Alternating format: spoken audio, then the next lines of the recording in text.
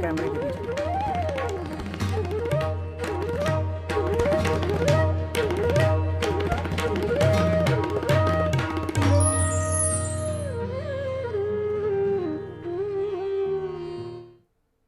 Break के बाद राज मंत्र में आपका स्वागत है। पंडित जी, ब्रेक के पहले मैंने आपको सवाल पूछा था, क्या राज ठाकरे और उद्धव ठाकरे आने वाले समय में साथ साथ होंगे?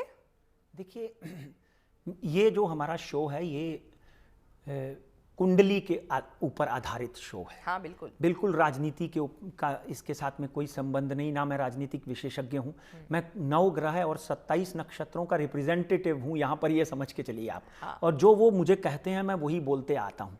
और कहीं ना कहीं महाराष्ट्र नवनिर्माण सेना की कुंडली का जब हम अध्ययन करते हैं और माननीय राज ठाकरे की कुंडली का जब हम अध्ययन करते हैं तो एक बात तय है कि 2012 में महाराष्ट्र नवनिर्माण सेना और राज ठाकरे साहब की कुंडली में शनि की महादशा शुरू हो गई। और कहीं ना कहीं तुला राशि के ऊपर, यानी राज ठाकरे की कुंडली का अध्ययन करें तो मकर राशि है मगर तुला लगन है, सेकंड हाउस में उनके शनि का प्रवेश हुआ है। और शनि की महादशा जैसे ही खत्म हुई, शुरू हुई, 19 साल की शनि की महादशा है। और डेफिनेटली एक बात तय है कि कहीं ना कहीं उनकी पार्टी में कुछ लोगों ने बंडखोरी की, कुछ लोग चले गए, कहीं ना कहीं पार्टी को बहुत बड़ा धक्का लगा। 13 सीट से कहीं एक सीट के ऊपर आना, डेफिनेटली 3-4 सीट्स ऐसी थी यहाँ पे वो बहुत ही छोटे से मार्जिन से हारे हैं। मगर कहीं ना कहीं महाराष्ट्र नवनिर्माण सेना का जो जलवा था या जो जिस तरह की जो उनकी जो उन्नति हो रही थी, आपको ऐसा लगता होगा, मुझको ऐसा लगता है और लोगों को ऐसा लगता है कि कहीं ना कहीं उस उन्नति में ठहराव आ गया है। कहीं ना कहीं वो जो चमत्कार था उसमें कहीं ना कहीं वो चमत्कार फीका पड़ गया है। मगर राज ठाकरे कहीं ना कहीं बाला साहब ठाकरे की भाषा का उपयोग करते हैं। बाला साहब ठाकरे के जैसे ही उनकी भाषा है। हाँ, और उनकी स्टाइल वैसी है। उनकी स्टाइल वैसी है। और कहीं ना कहीं राज ठाकरे एक चमत्कारी नेता है। उनका आज नहीं तो कल अगर वो सेना में आते हैं तो बहुत बड़ा सेना के ऊपर प्रभाव पड़ेगा। ये दोनों भाई पूरे देश में शिवसेना को खड़ा कर सकते हैं। महाराष्ट्र में तो डेफिनेटली एक हंगामा खड़ा हो सकता है।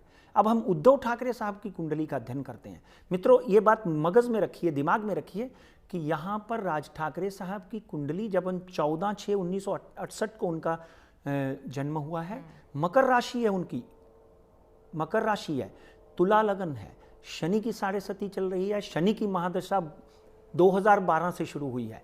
दूसरी तरफ उद्धव ठाकरे की जब हम बात करते हैं 27/7/1960, राज ठाकरे से 8 साल उद्धव बड़े हैं। 27/7/1960 कर्क लगन राहुल गांधी का है, कर्क लगन इंदिरा जी का था, कर्क लगन मोरारजी देसाई का था, कर्क लगन ओबामा का है। कहीं ना कहीं कर्क लगन वाले जो लोग होते हैं वो राजनीति में एक प्रखर नेता बनकर उभरते हैं। कलाकार होते हैं, दोनों भाई कलाकार हैं, आपने देखा होगा। हाँ। दोनों भाई कलाकार हैं, एक कार्टूनिस्ट हैं, एक बहुत बड़े फोटोग्राफर हैं। और बाला साहब खुद भी बहुत बड़े कलाकार थे।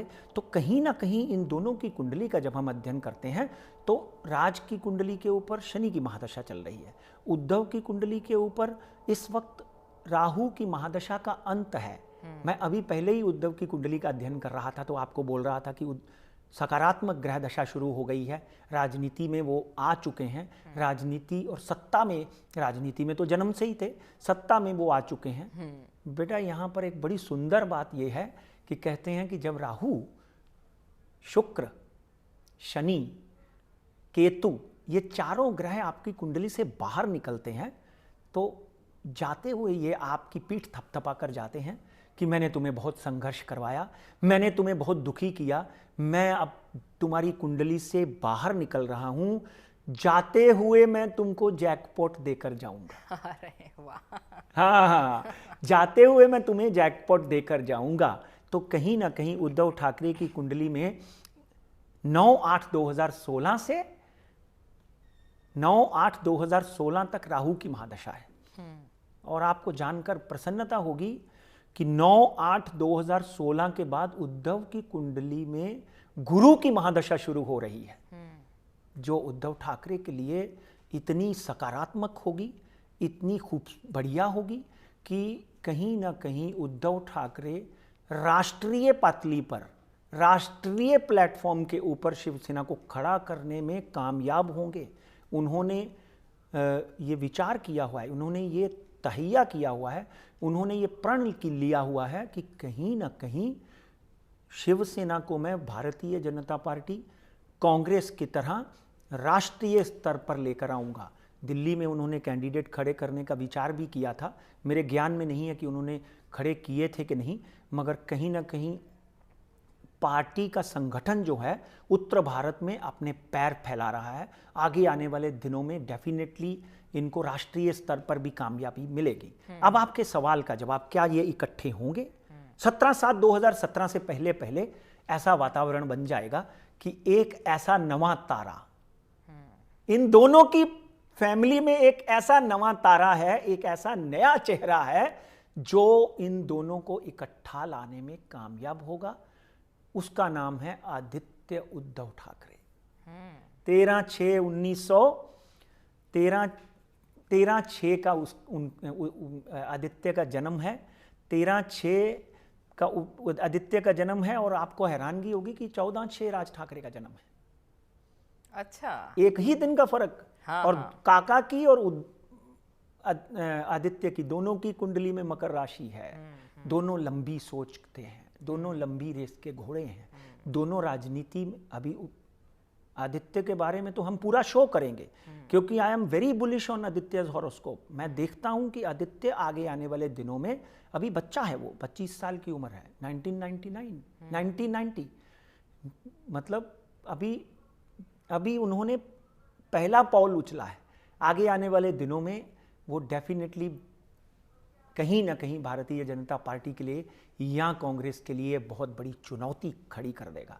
और ये दोनों भाई भी कहीं ना कहीं आगे आने वाले दिनों में पॉसिबली बीएमसी में भी पॉसिबल है कि ये इकट्ठे चुनाव लड़ सकते हैं। और राज ठाकरे का करिश्मा और उद्धव ठाकरे की सादगी डेफिनेटली महाराष्ट्र में एक नया समीकरण खड़ा कर सकती है। मेरी डेट को वापस मित्रों एक बार समझ के और सोच कर ले लें, क्योंकि जो भी काम होता है वो भगवान की कृपा से होता है, नियति से होता है। नियति को कोई नहीं टाल सकता। जो होना है वो होकर रहता है, जो नहीं होना है वो नहीं होकर रहता है।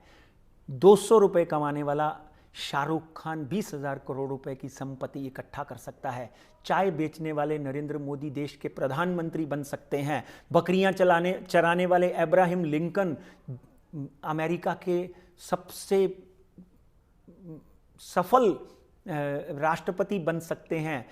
गुरुद्वारे में साफ सफाई करने वाले ज्ञानी जैल सिंह हमारे देश के राष्ट्रपति बन सकते हैं।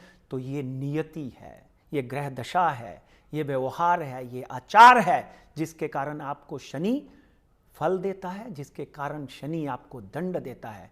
दूसरी तरफ बड़े बड़े नेता जेल में बैठे हुए हैं, बड़े बड़े नेता जेल से बाहर आ गए हैं, बड़े बड़े नेता जेल में मर गए हैं। क्यों? क्योंकि व्यवहार, विचार शनि के ऊपर डिपेंड है। शनि दंडा लेकर चीफ जस्टिस की तरह आपके पीछे खड़ा रहता है, आपको दंड देता है।